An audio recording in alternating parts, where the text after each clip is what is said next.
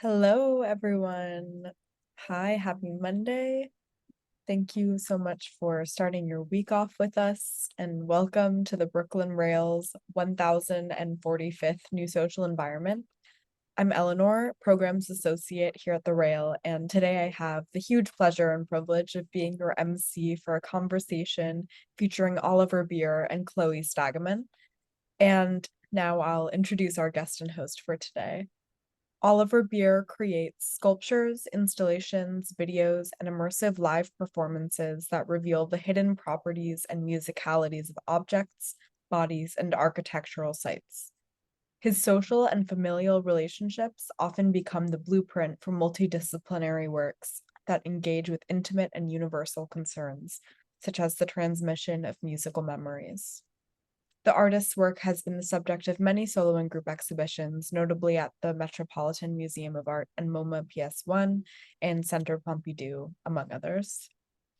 And Chloe Stagaman, our host today, is a Brooklyn-based curator. She is director of programs here at the Brooklyn Rail, where she works on this NSE series. And she has an MA in art history from the Courtauld Institute in London. Chloe and Oliver, this is such an honor. I'm so excited to turn it over to you, Chloe. Thank you so much, Eleanor, and thank you to the team at the Rail, who I'm so lucky to work with and learn from. And thank you to Oliver. Oliver, it's such a pleasure to be here with you today. How are you? Very well, thank you. Thank you for having me. Yeah, thank you so much, Oliver. I mean, I'm sure audiences got a sense from Eleanor's introduction to your work about how it is the culmination of a lifetime of listening, listening to spaces, listening to objects, and interpreting that listening both visually and sonically for audiences. So I'm so excited to be in dialogue with you today about that and about that practice and what it's led to for Resonance Paintings Cat Orchestra at Almin Reich, which is on view through April 27th.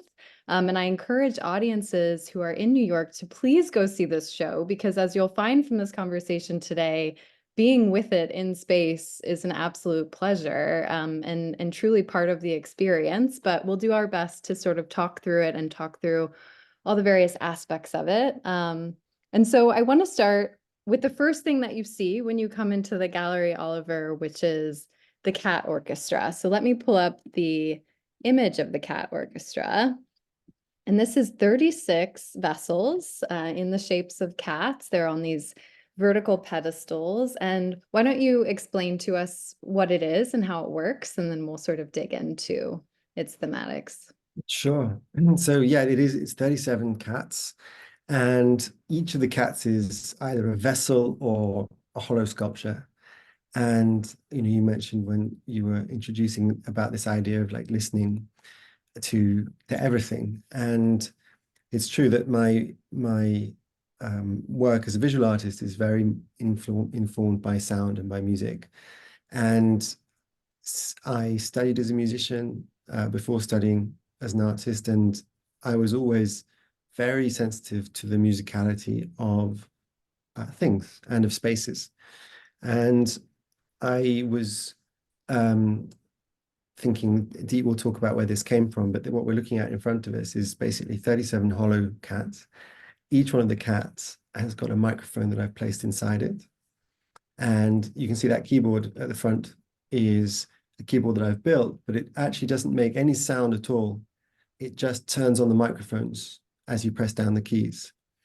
And many years ago, I discovered that if you amplify the inside of a vessel, it feeds back at only one specific note. And it's a note that you can hear even without a microphone. It's in there since the day the object was made.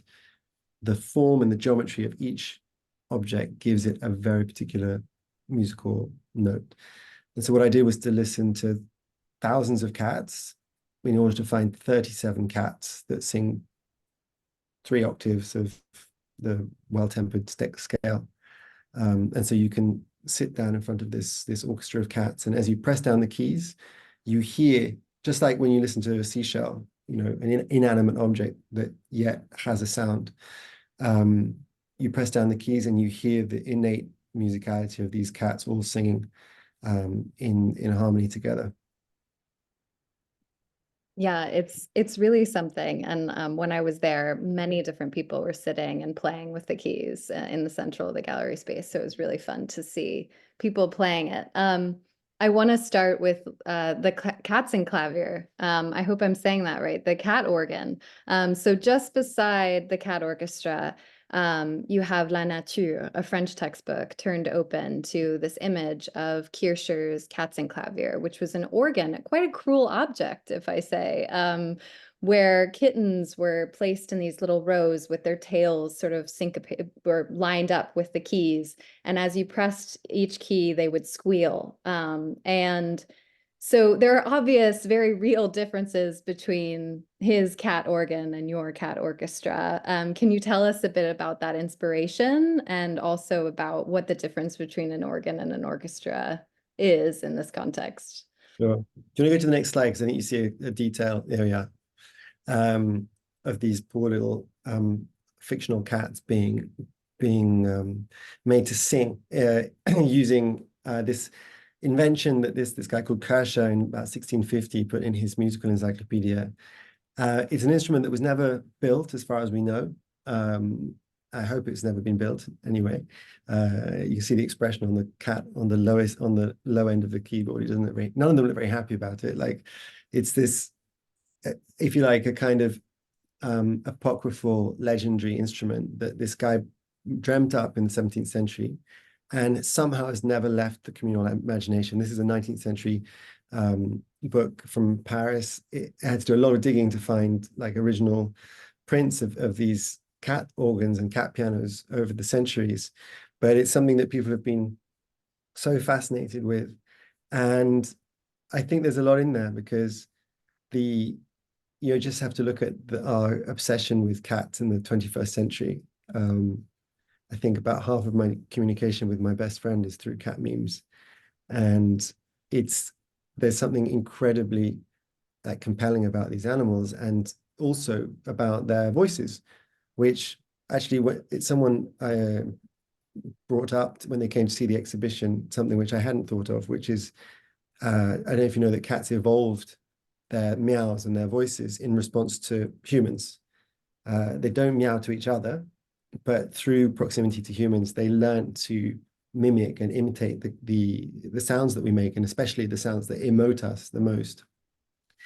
And so these cat organs have never been built, but they've somehow stuck with people, and different cultures have imagined and dreamt it up. And so this was my interpretation, that it involved slightly less animal cruelty. Yeah, luckily so. No, and it's a really beautiful project, and there's so many different variations of cats represented. And I wonder how you gathered these vessels. Where did they come from, and how did you think about each one? You talked about listening to thousands. How did you narrow it down to this group? Yeah, it was really hard. I mean, I've had this experience already in that the first time I did this was at the Met in New York, where in about 2016 I was given access to the entire collection of the Met to tune and listen to thousands of their vessels in order to choose 32 in that case that would sing in harmony in a vessel orchestra. And that process was in a way quite straightforward because all of the objects were already in the Met, and you could just progressively go through the storage and the galleries and listen. But there was one object in the Met, I wish we had a picture of it actually, which is a cat vessel from ancient Egypt. And it is the oldest cat vessel in the world that we know of.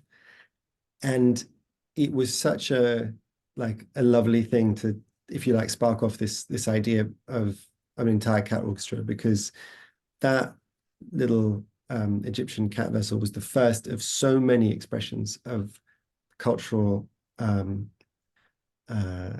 approaches to this little animal, And so the way I approached collecting them was first by making sure that all of my family and friends and team knew that I was obsessed with collecting cat vessels, and that anytime anyone came into contact with one, they were under instructions to sing into it, listen to it, find out what note it sang, report back. And also just through many antiquarians, flea markets, antique dealers, decorative arts specialists. Like, I wanted these objects to embody as many possible manifestations, incarnations of the cat that you possibly could. So there are cats there from the Ivory Coast and from Mexico and from early 20th century France. I should have given you more pictures of cats, actually. There's a cat that's in there that's got its green eyes because it's drunk on absinthe. And there's a perfect replica of a Benin bronze and pre-Columbian Mexican jaguar. And an Art Deco cat from the 20s. There's like these are Maneki Neko lucky cat in the Japanese one that brings you good fortune. And so yeah, it was like just the collecting of these was in itself a hugely like educational journey to find it, because not only do they have to be hollow and cats, they also have to be in tune. And that's why I had to listen to thousands of them and find thousands of them, because if they sang out of tune, they couldn't join the orchestra. Yeah, and I'm so glad you mentioned the Met, because you began experimenting with vessels during a residency at the Watermill Center in 2015. And for that residency, you went through their collection of pots and ceramics and objects and made a Tristan cord with several of the objects in their collection. And you've since explored that concept. Here's a photo of the installation at the Met that you were talking about. And you also did one in Venice with several different objects there in a very site-specific space. I think you played it for 24 hours. Yeah. I'm getting PTSD because it's Venice time again. And last time was the first time I was in the biennial, and I did this installation in the smallest chapel in Venice, which is in the music school, the Palazzo della Musica, I think it's called. But it is such a tiny chapel, and it's so beautiful, you can see. And it was part of a parasol unit project part of the biennial. And no one was working in this tiny chapel because it was so small. And I could see that it would be the most perfect place to build an organ, in this case of little animistic figurines of every animal. And like, it was basically all about animism and slightly about, paganism as well. But installing it in this tiny chapel meant that you couldn't have an audience for it, more than about 4 or 5 people. So whereas at the Met, we had a concert every week and you could have a couple of 100 people every week come in and crowd around. This one, I decided to play it from 9 p.m. until 9 a.m. Sorry, from 9 p.m. until 9 p.m. the next day, from the opening night. And I didn't realize how delirious and surreal and transcendental it would feel to play music for that long. And it's true that like it was like physically the smallest manifestation of this project, but because of that context, it turned into this like a really crazy experience, a really amazing experience. Do you think about performing on the piece as you're making it? Whilst I'm making the piece itself? Mm-hmm.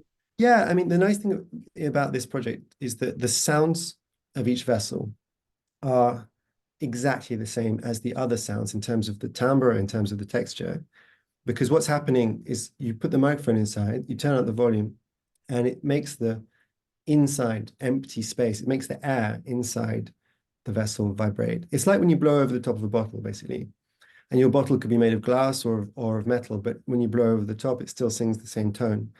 So choosing these objects is really lovely because they could be the most diverse materials, diverse origins, completely unrelated in every way, but they could be singing a perfect major third with each other, or a fifth, or an octave, or unison. So when I'm making them, I'm sort of thinking about them in a very, I know that they will give me a very universal sound. And in fact, if you played this piece, which was called Little Gods, in Venice, alongside the cat orchestra, they'd actually be completely coherent with each other, because they're still working with that same, the idea of form creating sound and volume creating sound. And so before we move on, I guess one of the things that I was curious about in looking at all of these iterations of these orchestras and where you're bringing these vessels together is how this iteration and this iterative process of starting at the Watermill Center, then iterating again. I mean, you've obviously been able to explore some incredible collections in that process and been able to explore so many different kinds of vessels. But what have you discovered with each new iteration and also with each new audience every time you make one of these? You know, it's interesting. There's some very like striking things that are the same. And when I was working at the Met, one of the things that really struck me and struck everybody was that I was finding the same note kept coming back more frequently than any other note. And that was an E flat in the middle of the keyboard. And it didn't really make sense because I was going through thousands of objects and I was finding it very hard to find some notes whilst this E flat kept coming back again and again and again. I could have chosen from hundreds of objects to sing the E flat. And the interesting thing is that I continue to find that in all of the different orchestras that I've made. And so it makes you start to wonder, what is it about this this note, that these objects that creates this note? And when we were at the Met, we were speculating on whether it was like the volume that we make, you know, the things that we share between cultures are like the diameter, the radius of the arm. You know, we're all making these objects with the same tools and body. And it's also maybe an amount of container that we kind of need as human beings to carry liquids in, to carry food in. But that's the crazy thing, the idea that no matter what culture we're talking about and what civilization and what era in history, there's a musical relationship between the objects that we're making. That's really, really wild. One that also expands to spaces. I mean, you've worked in many different architectural spaces. Architecture is so innate to your practice. I remember in a studio visit with you in London, you took me into the stairwell and showed me the notes that are innate to the stairwell. And I'm curious, can you talk to us a little bit about architecture, even just being in the gallery in Tribeca? I noticed, I mean, there's the sound that you hear when you walk in from the street and the atmosphere that creates. But then I noticed it even more after going downstairs into the basement, and I came up into the sound of the Cat Orchestra. Yeah. And it just completely envelops you and creates a completely different sensory experience of the space. And I'm wondering if you can talk about that, because it's a really important part of your practice and your curiosity as an artist. Yeah, definitely. I mean, when I'm working with these interior spaces, amplifying these objects, they are just like little acoustics. You know, you can say like it's like a seashell, but you can also say it's like a room, because a room is just a huge vessel for us. And really the way this body of work began, this idea of resonance, was working with the resonance of buildings, of spaces.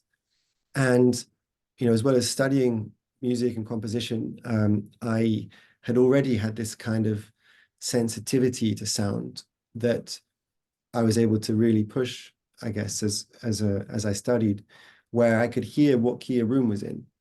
And by that, I mean that a room, if you like, is like an organ pipe or a wine glass. Its geometry gives it a set of very specific notes that it will want to sing.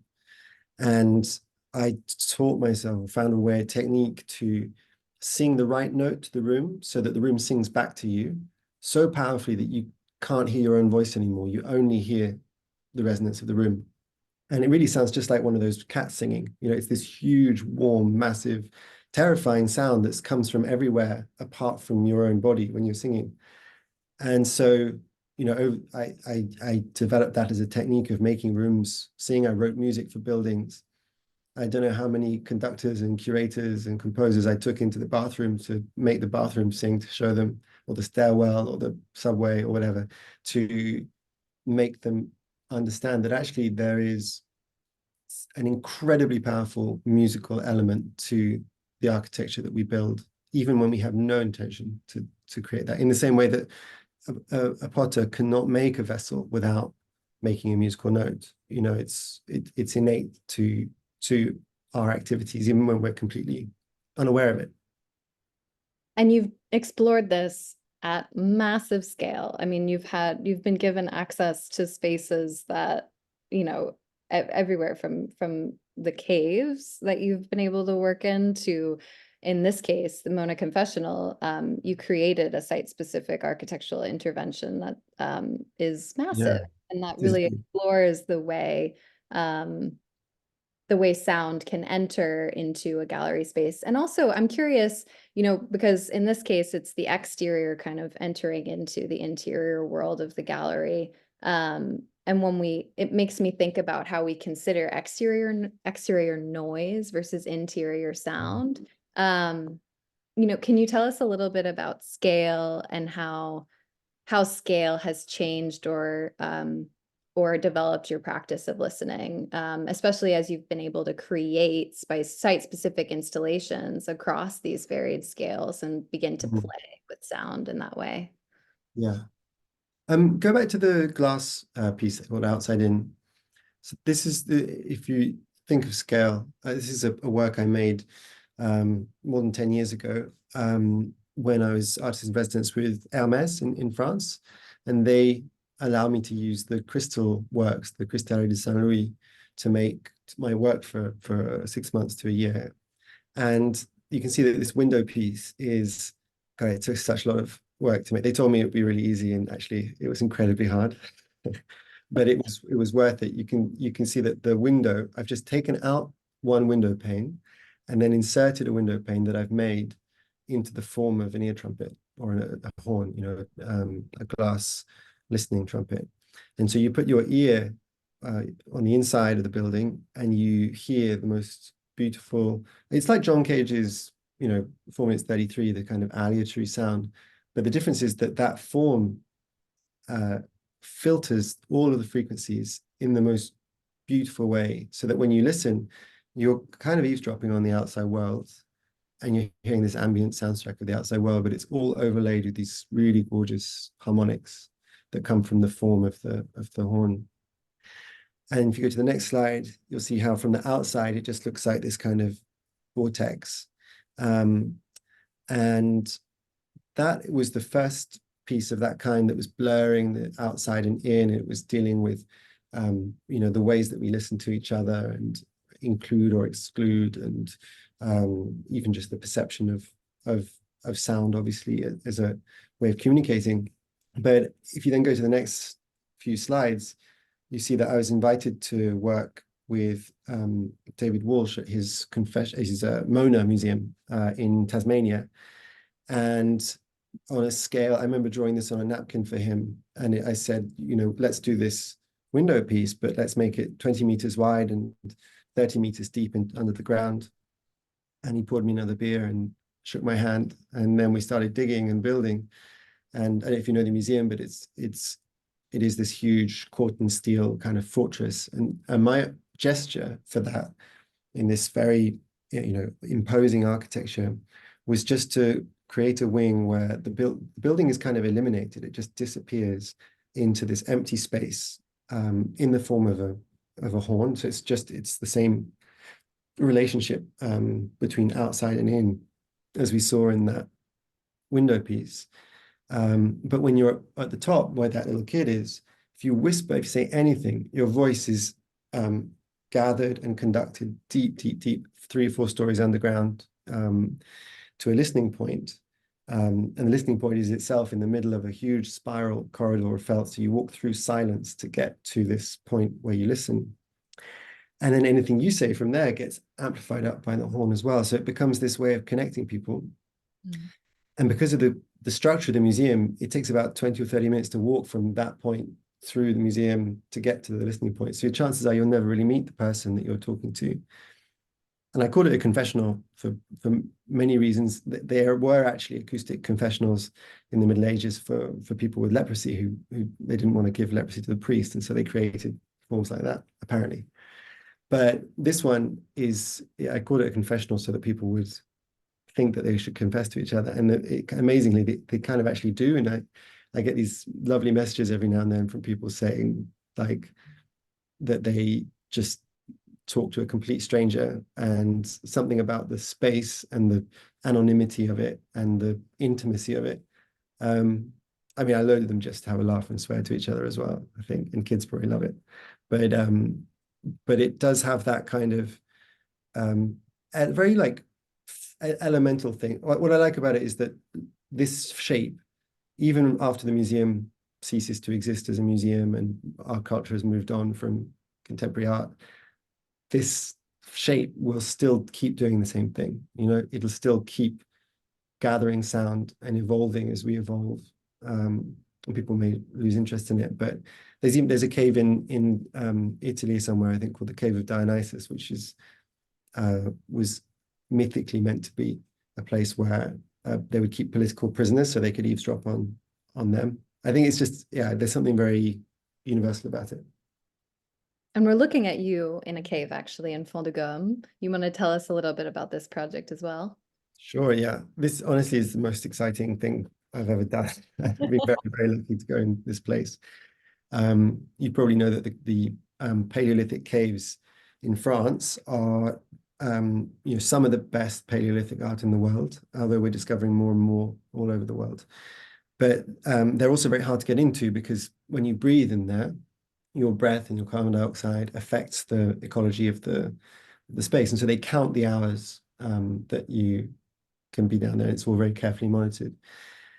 But I'd been looking at cave images right from when I first started studying art. You know, I think it's one of the first things that people get shown in many art courses around the world is, you know, the oldest paintings that we know about in the world.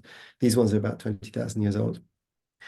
And I'd looked at them and I'd spent years, you know, working with architecture, working with acoustics. And I started seeing, as I was looking at these paintings over the years, a kind of relationship between the paintings and the space itself that seemed to me to point to something acoustic, point to something not just acoustic, but resonant. And there's been a little bit of research done on this, but most often by scientists with microphones who will just go in and record and not, if you like, relate to the space in a more humane and more musical way. And I got permission. I won a prize in France called Mon Nouveau, which is kind of an amazing thing the French did. They put about 30 million euros into post-pandemic cultural projects for artists. And I was given an award as part of that, and I was allowed to go down into this cave. And I went with an archaeologist and basically did what I always do, which is to bounce my voice off the walls, singing different notes, so glissandos, where you sing high notes, low notes, but very carefully listening to the notes that the cave sends back to you. And I, you know, got to certain points, and there's one point in particular when I got to the end of the cave, and there'd been this kind of adaptation made by breaking away the stalactites, which was done 20,000 years ago. And I sang this low note with a normal voice, and the cave kind of went huge, huge, crazy sound. And the archaeologist said like, oh, putain, which is like, fuck. And I was like, is this a good, that's a good putain? Right. Yeah, it was one. And it, you know, I continued and I started to make a map of the cave through the musical notes that I could find in it, the musical notes that sang back to me that strongly. And there seems to be a correlation between where those musical notes are and where the paintings are. And if that's the case, then it makes it almost certain that they were singing those notes 20,000 years ago. And that is the oldest, you know, harmony that we can think of, that we can relate to or consider, which is really why they gave me permission to go back down to shoot a video opera in the space, where I got 8 singers, everyone from like Rufus Wainwright to Woodkid to singers from Japan and France, Denmark, like to each, I taught them how to make the cave sing to them. And the cave becomes like a tuning fork. And I recorded with all these singers at different times over different seasons. But because they're singing individually with the cave, they are perfectly in harmony with each other, even though they've never met each other, and they never will, you know, because there's this kind of like continuity, you know, whoever was there 20,000 years ago, almost certainly, the musical note of the cave hasn't changed, you know, because its volume hasn't changed. So that's what this project is. It's going to be an 8-screen video installation. It's going to be premiered later this year. And it's crazy exciting because it's just, if I've spent a lot of my life thinking about the relationship between visual art and like our acoustic experience of the world, and to find a relationship that's so powerful between the earliest paintings and music was kind of mind-blowing.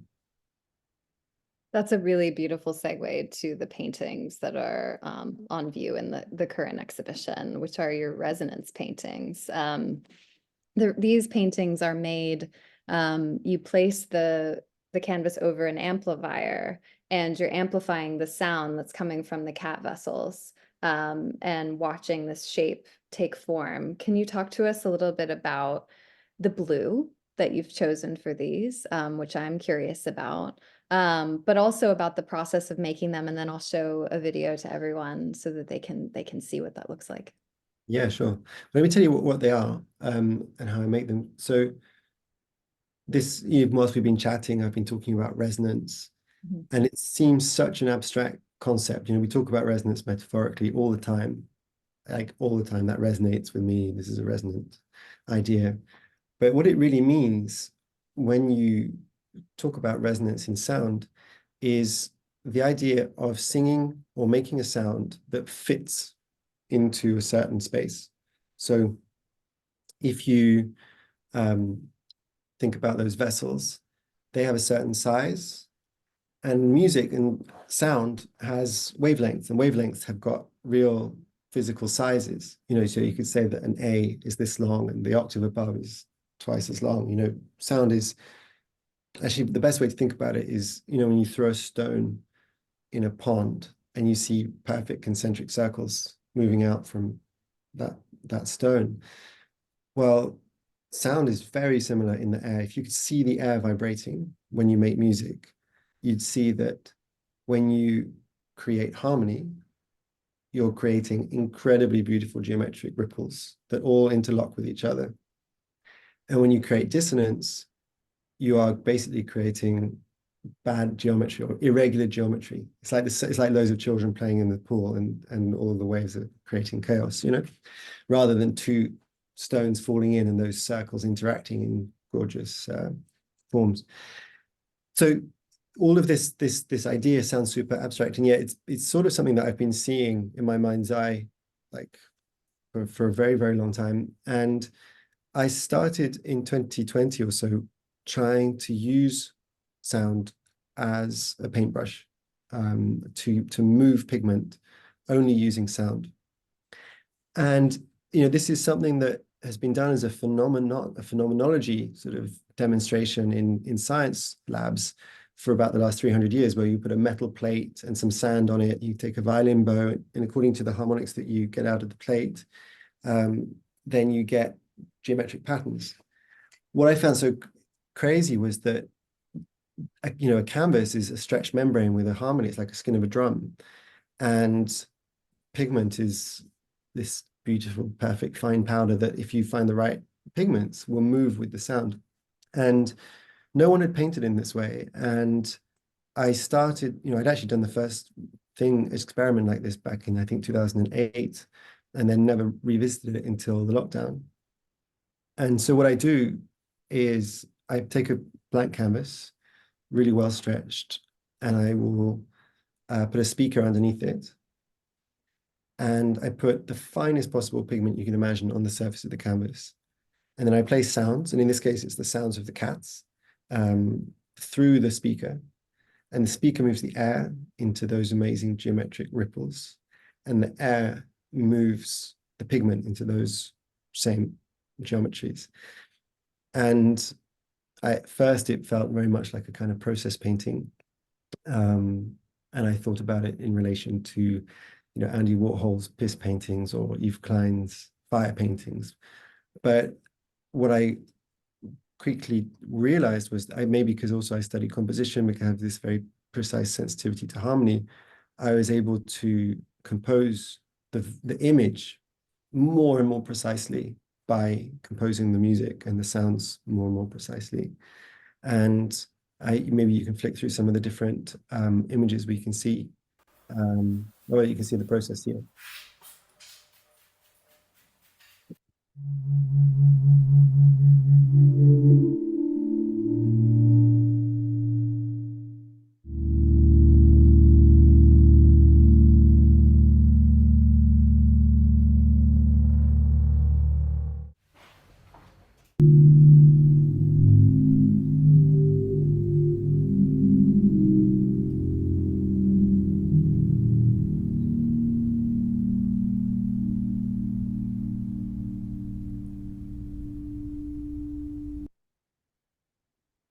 Yeah, so you can see that's the physical process, and then the harmonies that I choose, I can really basically paint now. And as you go through, you'll see the variety of forms that are possible, and that I've learned to sketch and to fix. Can I ask how you decided on a rectangular composition? I know that this process started from looking at a drum with flour. You know, I think about the circularity of the drum in that instance, and sort of what led you to think about this in terms of the square or the rectangle. No, I think it is very much a relationship to painting. Like you know from having done your masters at the Courtauld, there is this completely fundamental relationship that we have to the rectangle through art, which goes back hundreds of years and speaks to us about image making and abstraction and figuration. And for me, it was interesting to think that every stretched canvas in the National Gallery has a musical note and a series of musical harmonics that belong to it according to its dimensions and according to the tension of the canvas. But there's not a single one there that doesn't have a musical element to it. And I was allowed not so long ago to go up and listen to the paintings at the National Gallery, which was amazing. But yeah, I mean, a drum speaks to percussion and to music in the membrane and to the eardrum and all sorts. But for me, coming from a visual art perspective and this sort of synthesis between visual art and music, it was very interesting to work with the rectangle. On top of which, rectangles have got a musical relationship in themselves. So not to get too technical, but when you talk about like an octave, for example, an octave is a ratio of like 1 to 2. If you double the string length, you go down an octave. If you halve it, you go up an octave. So if you make a canvas that's 1 to 2, you're creating a relationship, a harmonic relationship, just by the size of the shape of the canvas. Whereas that one, which is square, is like 1 to 1. So that's like a unison notion. It's very easy to get very clear geometry out of a square canvas. And even people like Palladio he designed one villa in the north of Italy, which the rooms were meant to be designed in relation to musical harmonies. There are these little traces where people almost reunite music with art and with architecture in a very full way. But like Palladio's villa doesn't sing the right notes. I think it was just a guess. I want to talk a little bit about absence versus presence of the hand in these. In the resonance paintings, your hand is missing. You're forming the shape completely from the amplification of the sound. Downstairs in the basement, and I'm going to move ahead slightly so we can see some of those, you have works from your recomposition series. And this series is how I was introduced to your work, actually. These are some of the first works of yours that I'd seen.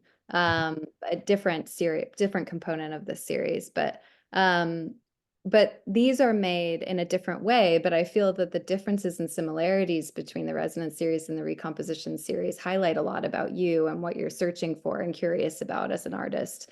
And with these, you're working with resin.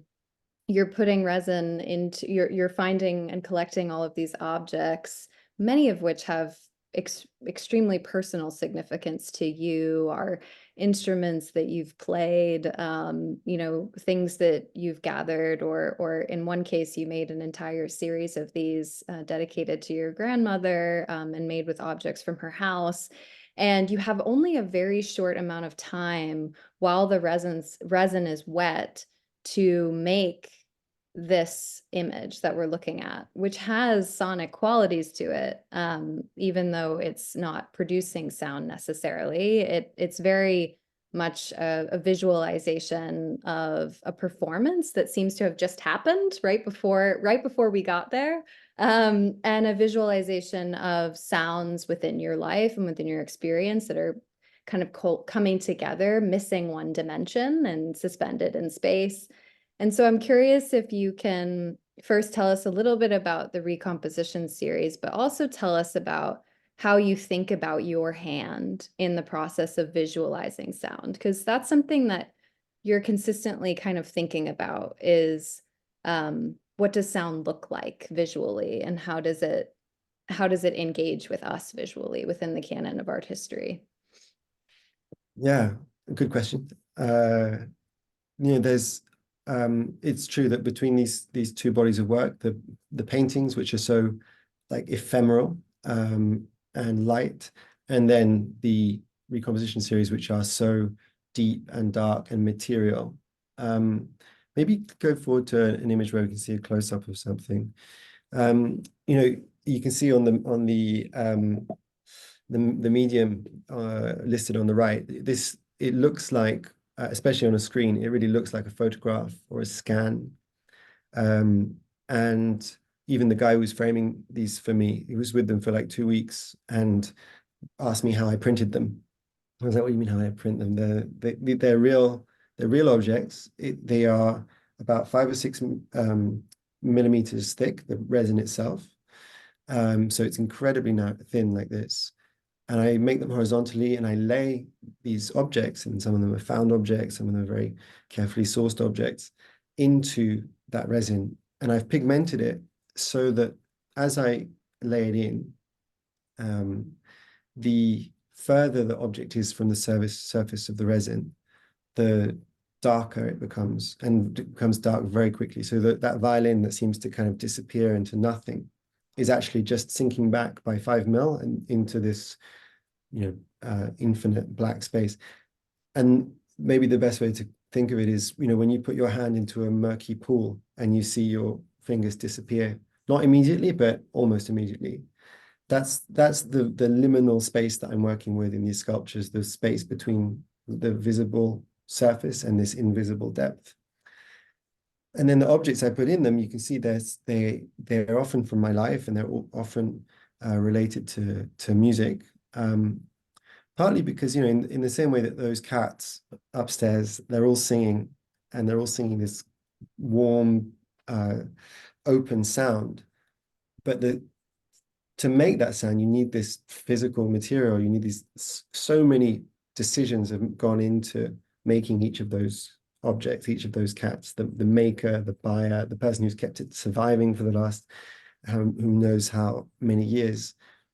And so this object, for example, this sculpture, which has got sort of a bit of an oud in it, it's got a bit of a violin in it, it's got a tiny guitarlele in there, it's got a musical score, but it also has like a drag outfit, which was referencing this this is actually in reference to a Picasso work. You know, Picasso, who in about 1915 did an amazing theater set in Paris, and was completely surrounded by an incredible queer community in Paris. And there was an amazing drag act in the middle of the ballet. And this work kind of references that particular moment. As you can see, a makeup brush in there, massive emerald earrings, and a cigarette butt on the bottom right. So these are all real objects, and the score from the ballet as well. The real objects that if you like, are the source of the sound. They are the material vestiges of making music and sound. Even the cigarette butt is part of that, you know. It's the person who smoked it and the absence of them. So in terms of my hand in this, it's funny because yeah, I've very carefully composed each of the images with these objects.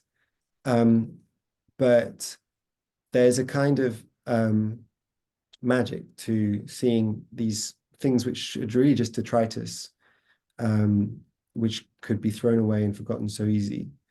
Even though you can see on this picture, there's a little shiny thing on the top left. There's a laughing gas canister, which I pick up outside my studio in London, which people take in London a lot. They call them whippets because it gives them euphoria. It changes how you hear music. And for me, music is actually very much like that experience of passing euphoria. You know, it's so ephemeral. And I love the idea that these little laughing gas canisters are someone else's euphoric moment embedded into this piece.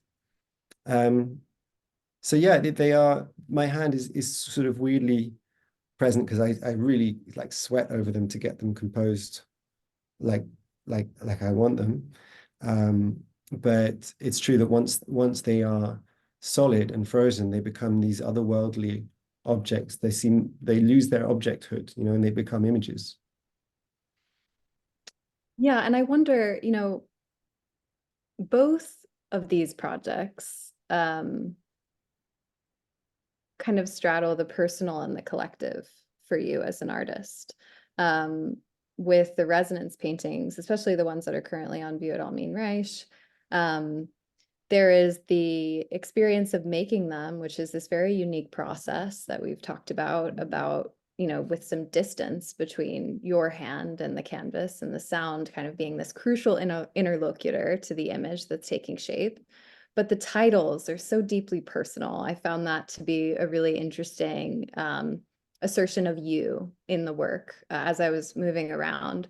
And on the right, with a recomposition, the objects always harken back to you, to a lived experience of yours that then is missing part of its dimension and becomes something new and different as part of a bigger composition and a bigger interest and query and curiosity. And so I'm curious how you think about the personal in your work, and you know, how you navigate those personal inquiries as well as the inquiries of maybe the audience that you're speaking with, but also the works themselves, which sort of take on a life of their own after.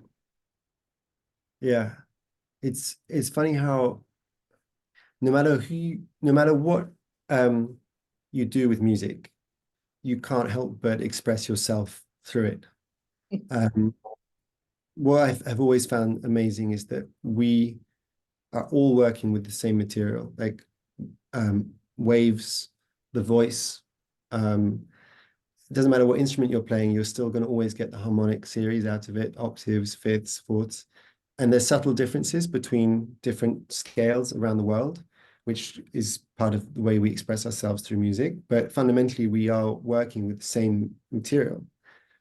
And it's impossible to make music without telling the world and history who you are, where it's come from. One of the things when I work with a lot of musicians, and one of the things I very often ask them is, what's the first ever piece of music that you've ever heard in your whole life, or that you ever remember hearing?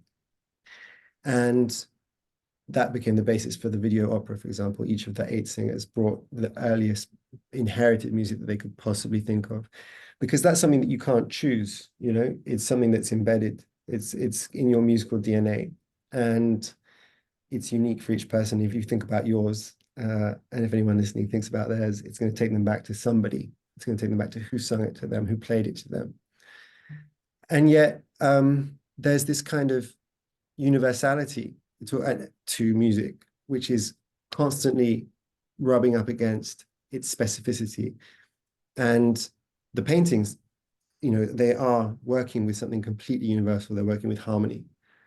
But as soon as you start choosing those harmonies, as soon as you start, like, and also, you know, I'm making so many decisions when I make the painting. It's not, my hand is not touching the canvas, but it is applying the pigment to over it. You know, it's choosing how long each note plays for and how loud, and all of those things create a unique image.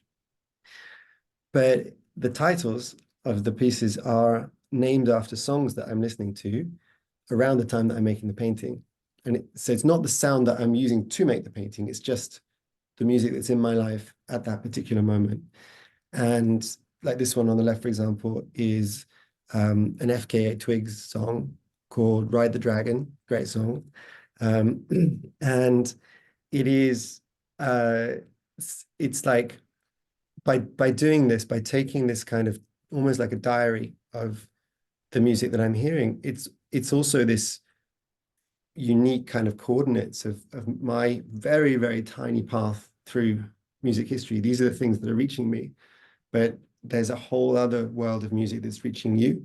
And then there's 8 billion other worlds of music reaching all the people around the world.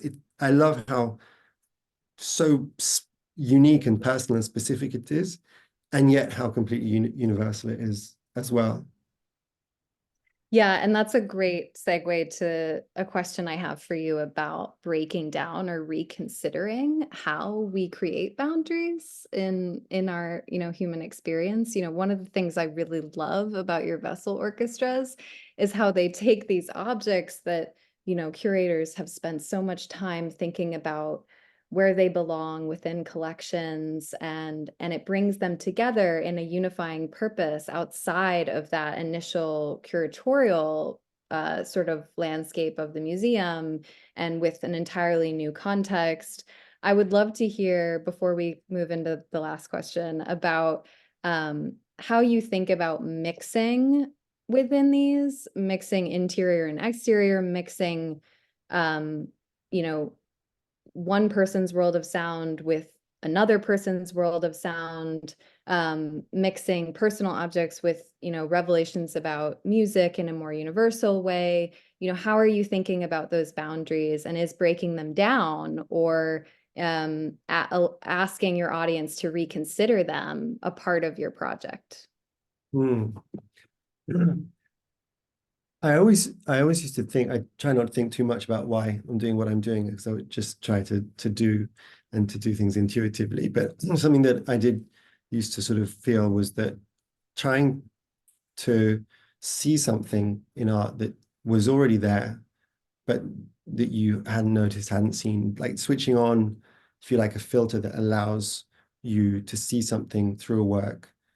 And like with the architectural pieces, for example, to realize that the spaces that you're in are singing, and then from that moment on, you might be able to hear any space that you sing. Like the archaeologist hearing the cave that he'd been working in for decades, suddenly hearing its voice, which had been there the whole time.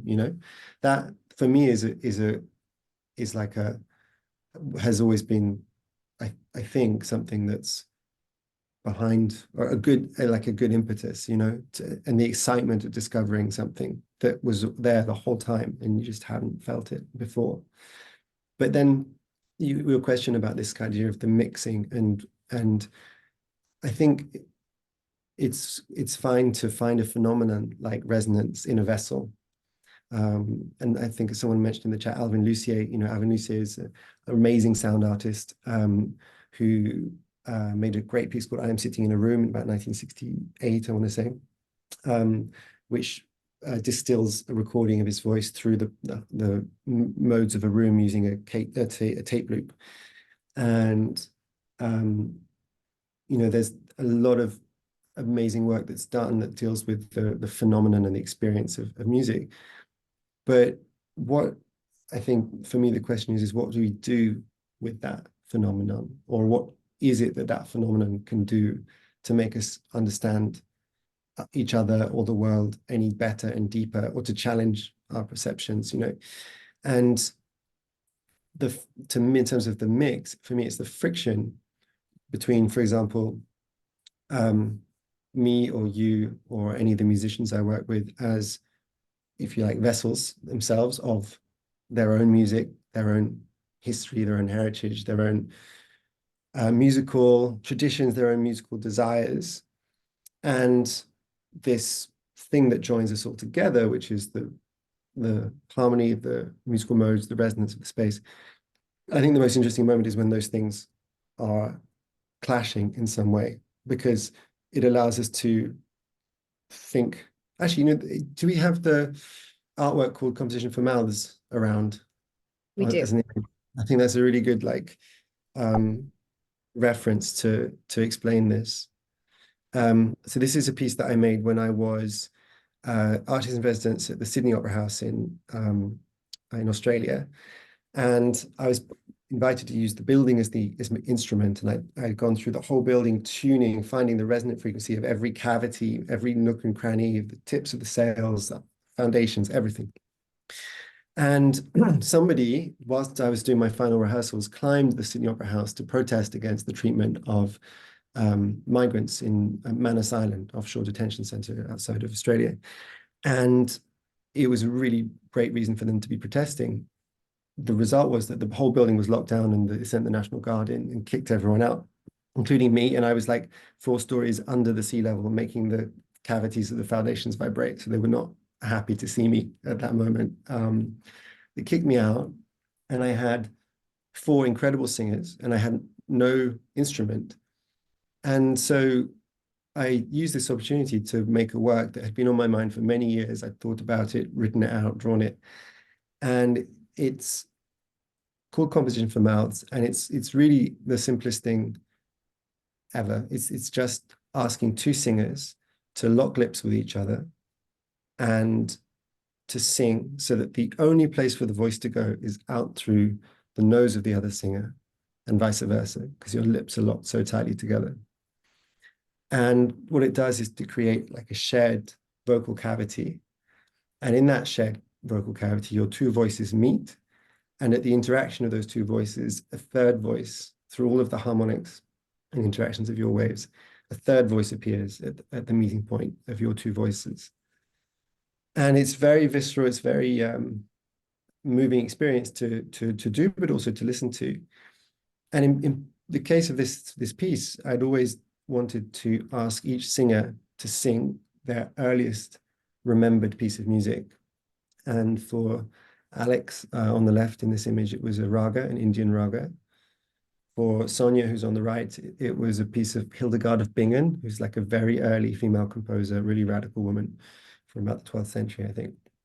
And then the other image, you've got Tim, who's Aboriginal and whose first melody was a tune that his aunt taught him. And he no longer has the language, the words for that song, but he had this incredible melody. And then Clive on the right, who sang a Christian missionary song, each of them singing in the key of that shared vocal cavity, in the key of each other. And it's this incredibly, like, how can I put it? There's even like a rhythm that comes out of the friction between those voices. And it's this idea of like mixing something together, which honestly, I couldn't believe that this was also not something that is practiced. I was always expecting someone to say, oh, that's what they do in this culture or this practice historically. But putting 2 voices together like that is such a natural thing to do, and yet the result was so kind of shocking, really. Yeah, and I want to end on your reanimation series, because it's yet another project where you've brought so many different voices and people and artistic processes together to relook at a story, in this case, the Aristocats. The famous scene in the Aristocats where the kittens are playing their scales and arpeggios, often with painted paws, because one of them is like a painter. So can you tell us a little bit about this project and sort of what it's illuminated for you to bring, in this case, hundreds of children together. You give them stills from this scene and they color them in, and I'll show a little slice of it. But the result is it's really, it feels like a rhythm of different lives coming together to make this scene. In my case, I'd seen the scene. I mean, I think I watched the Aristocats like thousands of times as a small kid, so I knew it really well, and I was looking for it in the colors and in the image. But yeah, what about Disney and this unique scene were you thinking about, and what was it like to bring children together to color this in? Yeah, this is a body of work that I've been developing for, I think, actually 10 years. The first one I did was Snow White in 2013 or 14. And I was at the Villa Arson in the south of France, and I asked 500 kids each to draw one frame from that sequence where Snow White's making the cake for the dwarfs, singing "One Day My Prince Will Come." And I worked in exactly the same way here. What I did was to, take that famous sequence, which is animated at 12 images per second, and I printed out every image from the animation sequence separately onto A4 pieces of paper. And I gave each printout to a different child and with a piece of tracing paper. And they get to trace their frame, but they also get to completely go wild and interpret it however they want, which is why you can see Noodles and like this amazing urban scene behind. And in this case, the kittens come back like electrified or being stabbed or covered in rude graffiti or whatever the kids have possibly chosen to do. And then I take the drawings and I print them back onto celluloid film, and I reproject the film, having gone through the minds of these like amazing young artists who are aged between 3 and 18 sometimes. And maybe if you show a clip, you'll see that the original becomes completely twisted and distorted and psychedelic. I edit it together, zooming in, zooming out, so that it becomes this kind of psychedelic and rather concerning like reimagination of the original.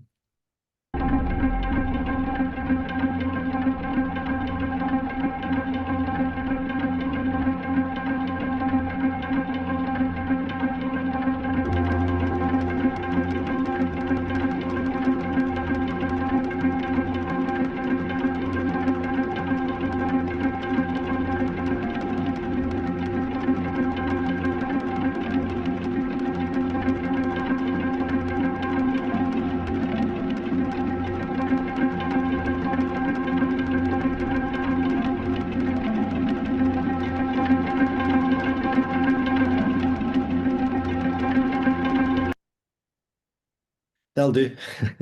So before we open it up to audience questions, I just want to ask you about the process, what you have coming up, because you are making a work somewhat similar to this, another reanimation for the Musée d'Art Moderne de Paris. And so I want to hear a little bit more about how that process might differ or be similar to what you did for this one, and how that's going to work, so that we have that to look forward to. With pleasure. Yeah, that's gonna be really fun. It's so the Musée d'Art Moderne, which is the one opposite the Palais de Tokyo. It's the big, beautiful, curved museum with lots of modern art in it. It's such a kind of staple of Parisian and French life. I kind of wanted to, when I was invited to work with them, I wanted to challenge to a certain extent this canon that they have constructed over the decades. And I've asked them to turn the gallery into a drawing studio and a recording studio for the 3 months of the first. I'm doing it in 2 chapters, so for 3 months from October, the whole gallery will be this huge drawing studio where about 4,000 children, we hope, are going to come through the museum, and they're each going to redraw one of 4 paintings in the museum's collection, with the same invitation to follow the lines or the contours, the overall shape, but to make it completely their own. And there'll also be a recording studio where they'll be able to make sounds and record elements that will become part of the soundtrack. and then I'll have 3 months off to edit and compile everything and scan all those thousands of drawings. And then there'll be a show opening in the spring of 25, where it will be an installation with 4 screens. But on each of those screens, there'll be 1,000 drawings passing by at 12 images per second. I've done this once before with the Louvre Abu Dhabi. And I specifically chose this project for that museum because, for example, they would have a portrait of George Washington in that collection that they had bought for the collection at Louvre Abu Dhabi.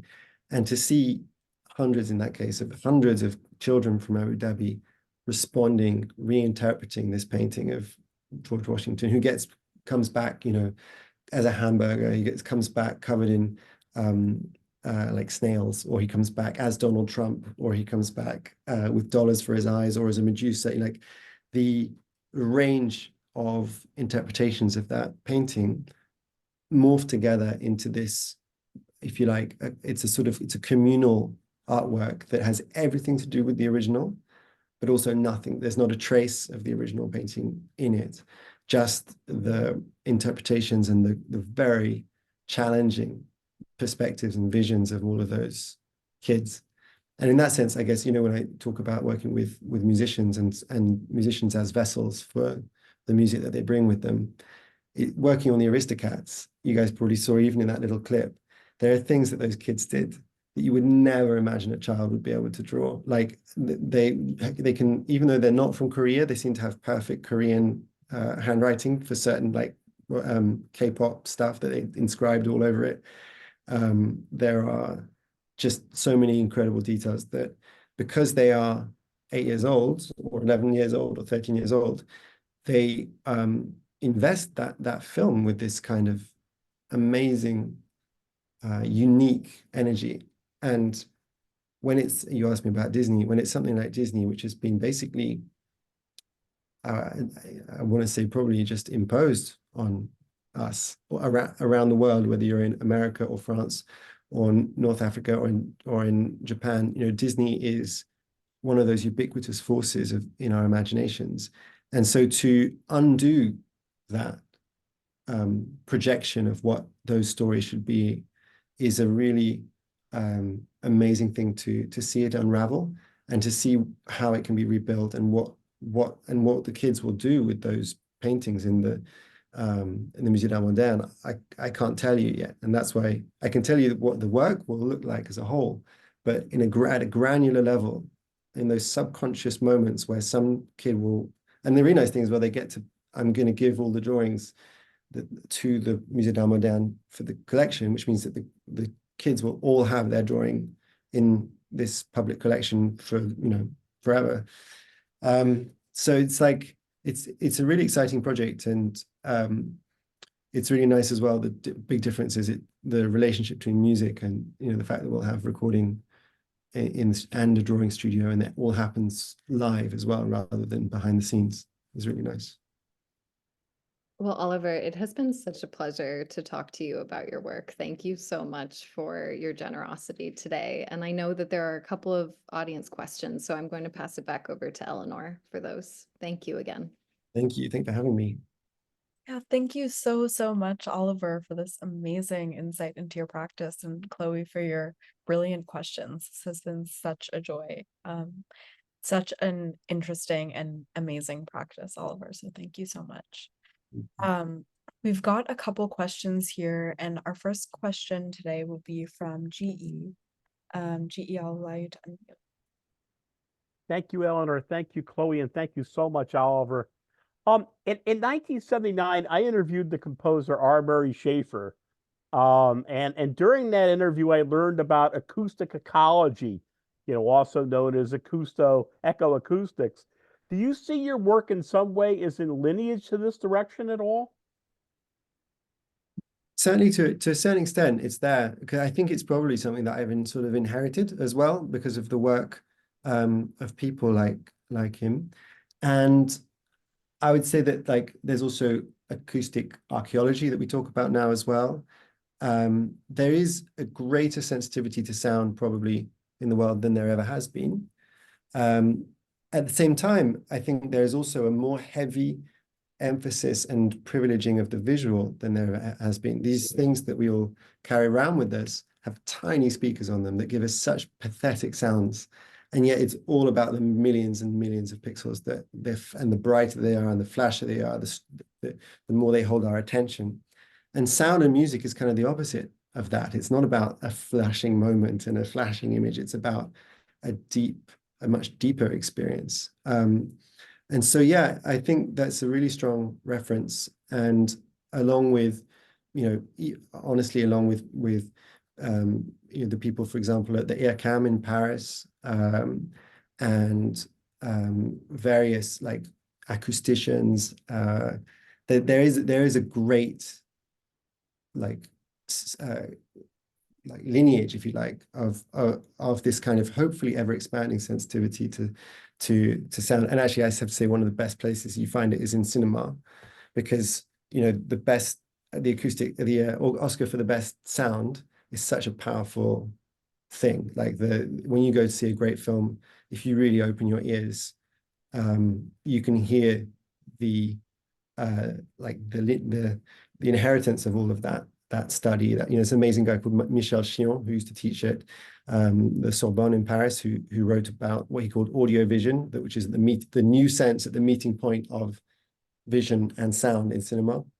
And yeah, I think all of these things together have definitely influenced. Even though I wouldn't say that I work in that way, it's definitely a part of what's made me. Thank you so very much. Thank you, GE. That was a great question. And thanks, Oliver, for the answer. We've got another question here from Rin, and Rin, I will let you unmute to us. Hi. So you talked a lot about the exploration of the relationship between sound and space and architecture. So on a similar note, I would love to hear your thoughts on sound color synesthesia. Like, you chose that really specific blue pigment for those canvases in this exhibition, and then that film from the Aristocats was like super colorful. So I'd just love to hear you talk more about that. Yeah, it's funny. I think synesthesia was something I heard about even like before I was studying art. I think I heard about it in biology when I was at school. I remember being very curious about it. I remember hearing it was a documentary, actually, a BBC documentary about people with real neurological synesthesia, where they physically see sound or they taste words. And I remember there was a woman who broke up with her husband because every time she heard his name, she tasted apple pie and she just couldn't deal with it anymore. I don't know how real that was, but it's like a very distinct memory from that BBC documentary. And synesthesia is definitely like a very real like experience, which on a kind of neurological level. For me, I don't have that at all in a literal sense, but what I do have is, I think, what most people have, which is this very distinct intuitive understanding that when you see a painting, and it could be a Kandinsky or a Paul Klee, or there's so many abstract expressionists who relate to music, there is a fundamentally musical response to it. And the fact that it's even possible when you're teaching children to say, write a piece of music that responds to this picture, or make a picture that responds to this piece of music, it shows that there is like that relationship. And when it comes to color, those blue paintings that you saw, I've been working in blue for quite some time, in part because it has this very direct emotional relationship to us through the sky and through the ocean. They are these vast ephemeral things that we have very little contact with, and yet are constantly present for us. Actually, it's more gray a lot of the time for me, but the blue and white is not something that you see in nature much on land. It's this kind of amazing, expansive, elemental thing. But it also comes from, and actually there was a nice image that Chloe showed of a sculpture I'd made with blue and white ceramics that had been shattered, and the blue and white painting next to it. And that blue and white combination is something that goes, or in porcelain, it goes, or ceramic, I should say, goes all the way to Mesopotamia. And some guy or girl came up with cobalt oxide on a white background, and it made this beautiful blue and white. And little by little, it went through China, through Japan, Korea, through British, Portuguese, Dutch empires all over the world, and all the way to Kent, where my grandma gave me a pot that was blue and white like that before she died. And I remember thinking, how did this color get to me? Why is this color on all of these vessels, and why do you find it everywhere all over the world? And I think there's just a very, very like visceral response. Someone liked it enough to do more and more and more. And I think we do have like a very intuitive response to color in that way. And in relation to music, it is personal and it is abstract. But for me, the sounds of those vessels in that color seems like an incredibly natural way to express it. Amazing. Thank you so much, Rin. That was such a great question. Thanks again, Oliver. Our last audience question today will be from Jeremy. And Jeremy, you should be able to unmute. Hey, Oliver. Thank you. I was just curious, how do you seal the pigments on the canvas? Because I would imagine, as things are moving and it's forming a very much more acute shape, off the sound, that acute shape is losing some of that form. Like, do you mind talking a bit about that? Yeah, that is one of my proudest trade secrets. It was such a long time to work out how to fix that, because you can imagine that it is powder, so it just blows away. Yeah. I get asked that almost every day. That's fair. But it's a challenge for sure, and especially because Buddhist sand paintings. Yeah. They're meant to be ephemeral, but contemporary art is not meant to be ephemeral in that way. It has to. You can't wake up and find it on the floor the next day. So yes, they have to be really, really very solid by the time they leave the studio. Yeah. Thank you. Thank you, Jeremy. And huge thanks again to Oliver and Chloe for this really lovely conversation this afternoon. To conclude, I will pass it back over to you, Oliver. We're going to end with Mum's continuous note made in 2012, and I'll just give you a moment to say a few words about it. Sure, thank you. It's funny, actually, I didn't anticipate playing this video, and I know that you sometimes ask people to make a reading at the end of these talks, but I think this is much better than a reading. It's a work that I made with my mom, who I happen to be seeing today, so it's extra nice for me to put her in this. And my mom's a really amazing person. She started music late, sort of about the same time as I did, and so she's not a trained musician, but has a really beautiful relationship to music. And this is a film I made, which was first shown at the Lyon Biennial, which is really nice because I'm going to be in the Lyon Biennial this year in September. And it's really just a 3-minute video, which I probably don't have to say very much about because it's subtitled and it speaks for itself. So I think I'll leave you with it and let her sign off for me.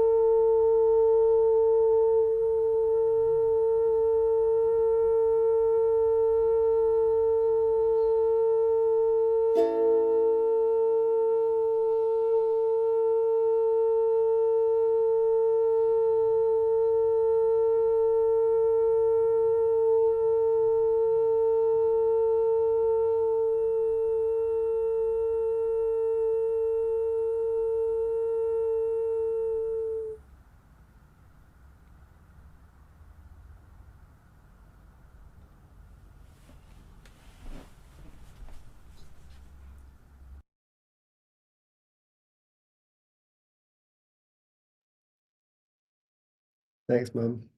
Wow, that was so, so lovely. That was amazing. Thank you, Oliver, and thank you, Oliver's mom, for sharing that beautiful note with us. That was a really perfect way to end today. A huge thanks again to Chloe as well for your incredible questions and just for this really special conversation. I'd also like to thank Soyzik and Lucas from Oliver's studio for helping us to prepare for today, as well as the team at Almin Reich. We'd also like to thank the Terra Foundation for American Art for sponsoring the NSE program and making these daily conversations possible, and for supporting our archive, which you can view on the Rails YouTube channel. The Rail has been free and independent for 23 years, and a donation directly supports our writers, production staff, and operations. So please consider supporting us at the link in the chat. And join us tomorrow at 1 p.m. Eastern Time for a conversation with Marcel Alcala and Ksenia M. Soboliva on the event of Gallo Gallina at Marlborough, New York. You can now all turn on your microphones and say hello and goodbye as you leave. Thank you so, so much for tuning in today. Thank you. Thank So you. much, everyone. Enjoy Thank the you. sunshine if you're in New York. Thank you so much, Oliver. Thank you, guys. Thank you so Bye, much for everybody. having me. Thanks, Great. Chloe. Thank you, Oliver. That was fantastic. Thank you so much. Oliver. Thank you. Thank you.